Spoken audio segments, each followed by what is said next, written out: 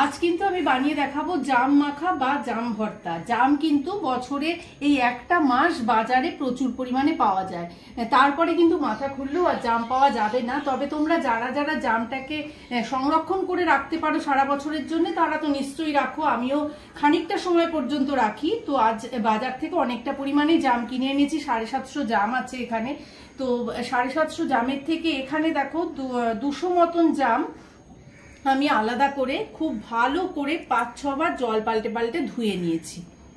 আর জাম মাখা বানাতে গেলে বা জাম ভর্তা বানাতে গেলে এই টাইপের জাম কিন্তু নিতে হবে, কারণ এখানে শাঁস অনেকটা বেশি থাকে আর আটিগুলো খুবই ছোট, আর খেতেও কিন্তু ভীষণ ভালো, বেশ মিষ্টি টাইপের এই জামটা। লম্বাটে জামগুলো একটু টক টক হয়, ভালো লাগবে না। তো জাম ভর্তা বানাতে তো সেইভাবে কিছুই লাগে না, ঘরে থাকা দুটো একটা সাধারণ উপকরণ দিয়ে জাম ভর্তা হয়ে যাবে। তো আমি ভর্তা যেহেতু একটা শুকনো লঙ্কা পোড়া নিয়েছি, একদম পুড়িয়েছি শুকনো লঙ্কাটাকে, আর একটা কাঁচা লঙ্কা নিয়েছি, কেননা ভর্তায় কিন্তু দুরকম লঙ্কা ব্যবহার করলে খেতে অনেক বেশি ভালো হয়। এটা কিন্তু একটা টিপস। অনেকে ভর্তাতে শুধু শুকনো লঙ্কা ব্যবহার করো, কিন্তু তাদেরকেও বলছি যদি একটা কাঁচা লঙ্কার সাথে ব্যবহার করো তাহলে খেতে অনেক বেশি ভালো হবে। আর নিয়েছি একটুখানি চাট মশলা, আর এখানে নিয়েছি বিট লবণ। জাম ভর্তাতে কিন্তু এমনি সাদা যে লবণ মানে নর্মাল লবণ সেটা ব্যবহার করলে খুব একটা ভালো লাগে না। আর তোমরা কিন্তু চিনি দিতে পারো, চিনি আমি আর দিচ্ছি না, কারণ আমি এই জামটা টেস্ট করে দেখেছি প্রচন্ড মিষ্টি। চিনি আলাদা করে দেওয়ার কিন্তু কোনো প্রয়োজন নেই। আর একটা কথা বলি, দেখো এই টাইপের একটা কৌটো নেব, এই যে এই টাইপের একটা কৌটো নেব। জাম ভর্তা করতে গেলে কিন্তু এই কৌটোর মধ্যে জাম পুড়ে ঝাঁকিয়ে ঝাঁকিয়ে জাম ভর্তাটা করতে হয়। এটা কিন্তু খুব মজার। ছোটবেলায় মাকে বলতাম কি, মা জাম ঝাঁকিয়ে দাও, মাকে বলতাম জাম ঝাঁকিয়ে দাও। এবার দেখো জামগুলোর মধ্যে প্রথমেই দেব একটু বিট লবণ। আর এই জাম ভর্তাতে কিন্তু আগেও বললাম আবারও বলছি, বিট লবণ দিলে টেস্টটা অনেক বেশি ভালো হয়। আর দেব চাট মশলা। এবার এই যে শুকনো লঙ্কাটাকে পুড়িয়ে রেখেছি, এটা একটু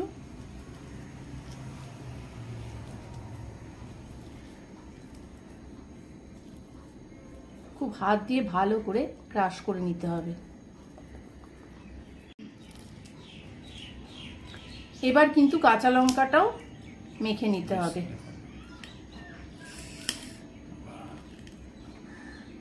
ছোটবেলায় না জাম খেলে জিভটা কেমন বেগুনি হয়ে যেত, আর সেগুলো খুব মজা পেতাম। সব বন্ধুরা সবাইকে দেখাতাম যে দেখো জাম খেয়েছি, জিভটা কিরকম হয়ে গেছে। এগুলো এখন মনে পড়লে খুব মজা লাগে।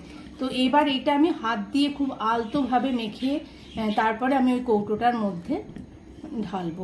দাঁড়াও সেটাও তোমাদের দেখাই।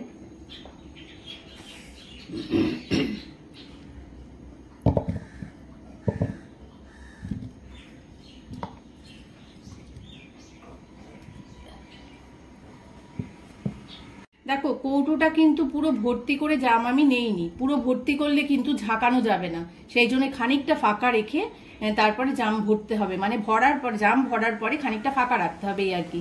এবার এটা ভালো করে আটকে নিয়ে দেখো ঝাঁকাতে হবে প্রায় 5 মিনিট।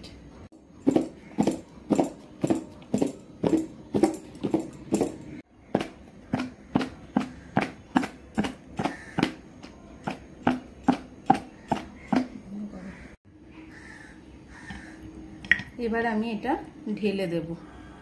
দেখো এত নরম তুলতুলে জামগুলো ছিল, একদম মানে ভেঙে একটু আস্তে আস্তেও আছে, যেগুলো তুলনামূলক একটু শক্ত ছিল সেটা আস্তেও আছে সেগুলো। আর অন্যগুলো দেখো আচ্ছা গন্ধ বেরিয়েছে না, অসাধারণ, মানে জিভে জল চলে আসছে। আর যেহেতু ভর্তা, একটু ধনেপাতা না দিলে কিন্তু ভালো লাগবে না। অনেকের মনে প্রশ্ন আসতে পারে, বাবারে জাম ভর্তাতে আবার কে ধনেপাতা দেয়?